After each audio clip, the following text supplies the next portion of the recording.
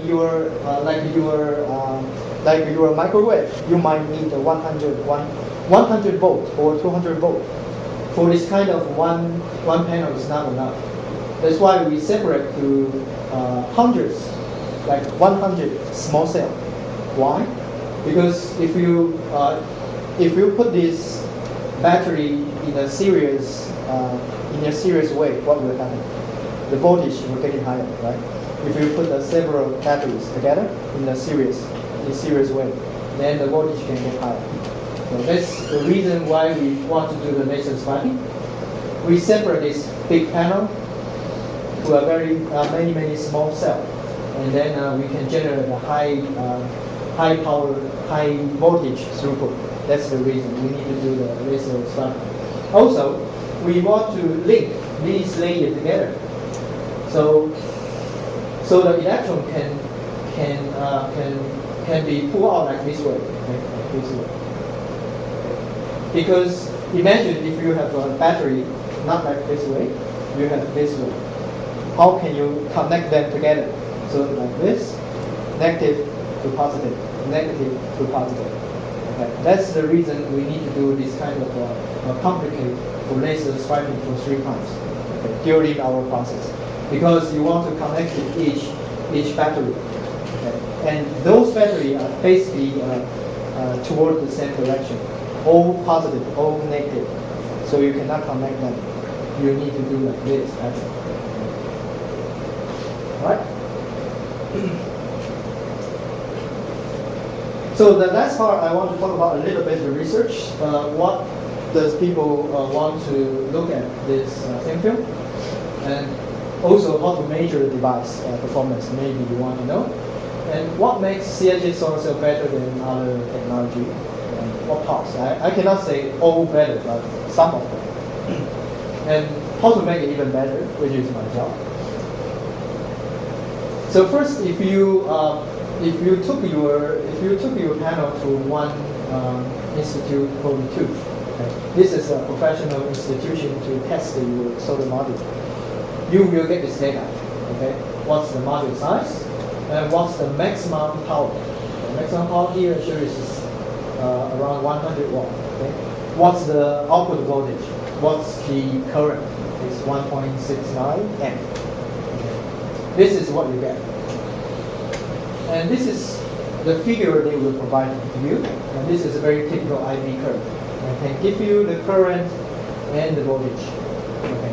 You can see this is around 1.6 amp, and here is 77 volts. Okay, so one panel, if you connect it to your power meter or source meter or multimeter, you can just directly measure 77 volts. So, what if you put these panels together with among silicon with polysilicon module? In the real world, in your rooftop, as you can see in a cloudy day, okay, I should show this first. In a clear day, which means you don't have cloud, the sunlight can be just directly like this way. And for the 80 watt panel, you can get a 55 watt. Why is that? Because this is your maximum power. That's why we call it maximum power. Because the sunlight there is an angle. Okay. When the sunlight coming in, there is an angle. So all the tests, this 81 watts is from a very standard 45 angle. Okay, 45 degree. You can get 81 watt. However, because the sun will move during the day, so totally you will get 10 hours. Average power output is around 55. Okay, if you want to see, this is 68% of the maximum power. But for a polysilicon, you can get 41%. This is, I would say, this is good enough to realize for silicon technology. Why is that? I showed you before, because the CIGS material can absorb more light. Okay, absorb more light, so it can generate more light. However, you don't need to fabricate such high power output panel. This is an advantage of the thin film technology. In cloudy day, it's even obviously, as you can see, in cloudy day, which means there's almost no sunshine. For silicon technology, you can only get 5% out of it. Even you have a very, very big panel, you still only get 5% for 10 hours. Okay. For 10 hours exposure, you only get 5% of the maximum power. However, with CIGS, you can get 81. You can get 24 watts. Okay. So this is testing from outside. Then you will say, then why do we need silicon technology? Okay. Because in a clear day, you still have you see this is absolute data. You still have absolute value more than silicon, more than the CIGS technology. Okay, because you can make a very because the efficiency is higher than CIGS so far. That's the reason why people still like silicon technology. Because with the same area, you can generate more power. Even the efficiency is not the total, the final efficiency is not so high, but the total energy is still high. Okay. Within the same area, you still get more energy. That's the reason. Okay. The definition of a device performance, what we want to know is the short circuit current, open circuit, and the field factor. Basically, how we measure devices, we shine the simulator. We're using a solar simulator to do the measurement.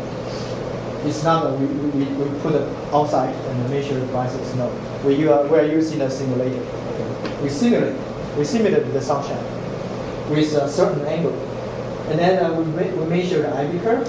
Then you can get this parameter, so-called short circuit current, open circuit voltage, and also the field factor. Okay. This green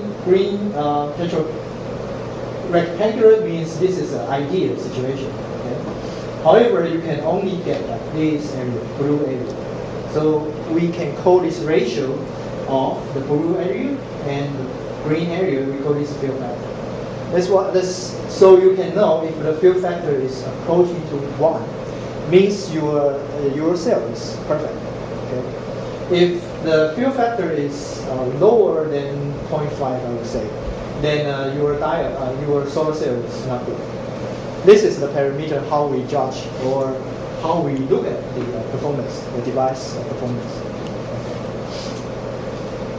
So here I will show you what kind of details we would like to see. Okay, so this is the definition of efficiency.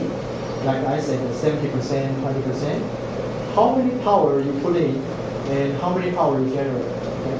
These are fixed by the sunshine. Okay? Basically, generally it's 1,000 milliwatt per centimeter square. And you can calculate the power output from this diagram, because P maximum equals to this voltage times current times the field factor. Okay. So this is how we measure the solar cell performance. How can we make it even better? Then first you need to ask how good quality is your film, right? If your film is full of impurity, then obviously you cannot get a good semiconductor. So the concept is easy, but it's hard to do it. You need to make a pure crystal structure, pure phase. Why? Because you need to have a pure semiconductor. If you have a pure phase, your electronic structure such